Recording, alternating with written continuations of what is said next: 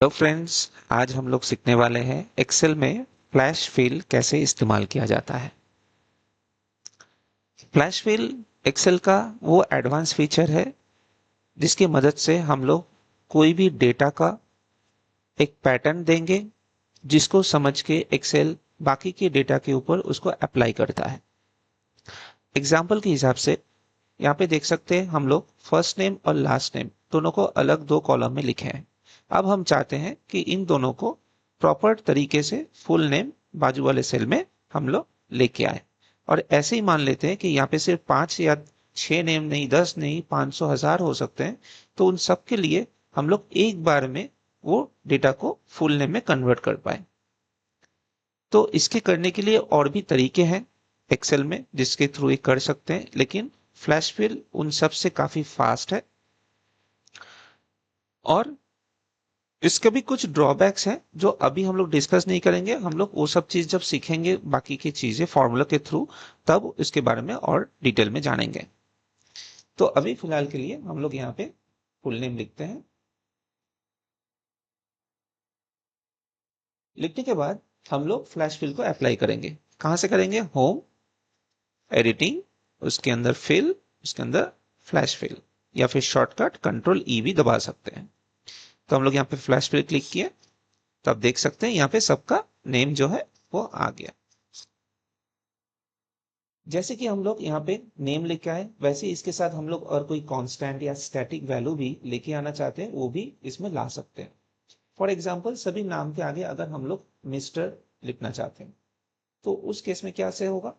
तो हम लोग लिखे मिस्टर सचिन तेंदुलकर। उसके बाद हम लोग करें कंट्रोल ई।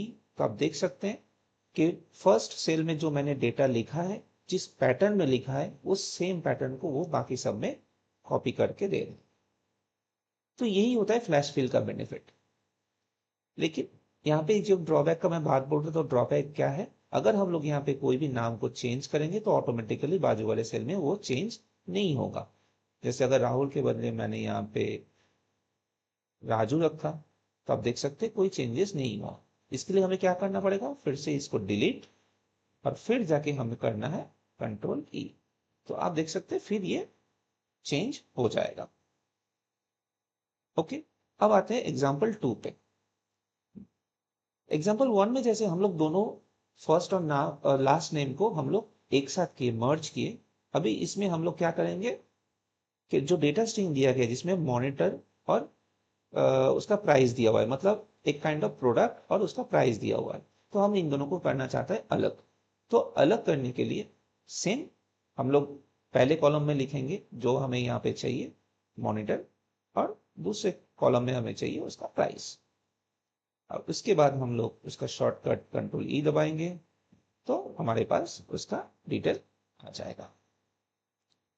तो ये बहुत ही इजी मेथड है जिसके थ्रू हम लोग इसको एक्सट्रैक्ट या फिर मर्ज कर सकते हैं।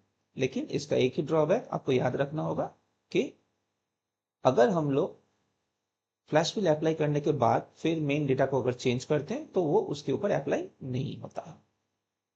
ओके, अब आप लोगों के लिए एक चैलेंज है जो आप लोग अपने डेली वर्क में रखेंगे। जब भी कोई भी वीडियोस टेकजेन का आप देखेंगे, उसके बाद उसके एंड में एक चैलेंज होगा जिसको आप ट्राई करेंगे।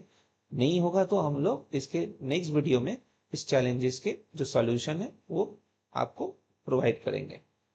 तो यहाँ पे देख सकते हैं चैलेंजेस है सेम, प्रोडक्ट और रेट दिया हुआ है। आपको यहाँ से प्रोडक्ट और रेट को अलग करना है।